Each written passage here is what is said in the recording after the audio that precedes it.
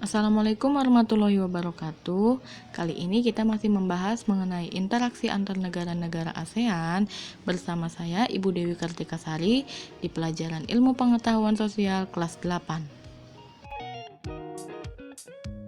Tujuan pembelajarannya adalah mengenai kerjasama antar negara-negara ASEAN, dan kalian harus bisa menjelaskan makna dari kerjasama dan bentuk-bentuk dari kerjasama dan upaya meningkatkan kesejahteraan bagi negara-negara ASEAN.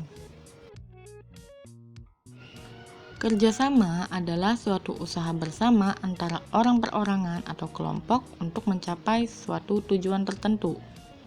Tujuan kerjasama antar negara adalah untuk menjalin hubungan antara dua negara atau lebih dengan tujuan mencapai suatu kesepakatan yang menguntungkan di bidang ekonomi, sosial budaya, pendidikan, serta politik dan keamanan.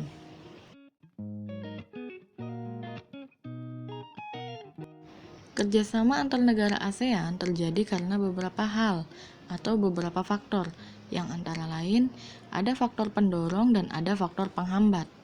Kita bahas dari faktor pendorong. Faktor pendorong terdiri dari persamaan dan perbedaan sumber daya alam, persamaan dan perbedaan wilayah, perbedaan perkembangan teknologi, dan perbedaan persamaan budaya. Sedangkan faktor penghambatnya adalah bencana, ideologi negara, kebijakan politik, perbedaan kepentingan, dan perbedaan mata uang. Dalam meningkatkan kerjasama antar negara di kawasan Asia Tenggara atau ASEAN, maka ASEAN mencantumkan 3 pilar ASEAN. Pertama adalah kerjasama politik, ditujukan untuk menciptakan keamanan, stabilitas, dan perdamaian antar negara di ASEAN. Setiap negara memiliki tujuan yang berbeda-beda dalam berpolitik.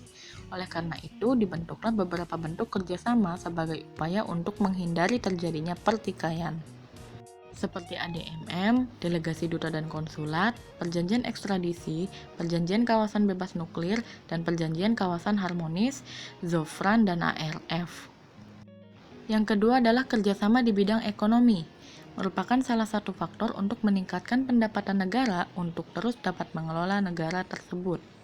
Dalam hal ini, kerjasama di bidang ekonomi telah dilakukan dalam jangka waktu yang lama dan dilakukan dalam beberapa bentuk seperti pemusatan promosi ASEAN, penyimpanan ketersediaan pangan, kerjasama melalui kawasan perdagangan bebas, ataupun ASEAN Free.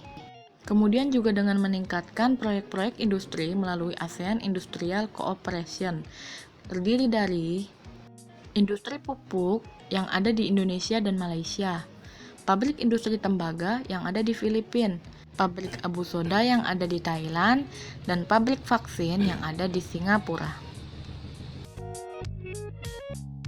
Dan yang ketiga adalah kerjasama di bidang sosial dan budaya antar negara-negara ASEAN, adalah agar tercipta kerukunan dan kemajuan bersama. Kerjasama di bidang sosial dan budaya ASEAN dilaksanakan oleh COSD atau Committee on Social Development. Berikut ini adalah tugas latihan yang harus kalian kerjakan di buku tulis kalian. Silahkan jawab 4 pertanyaan berikut.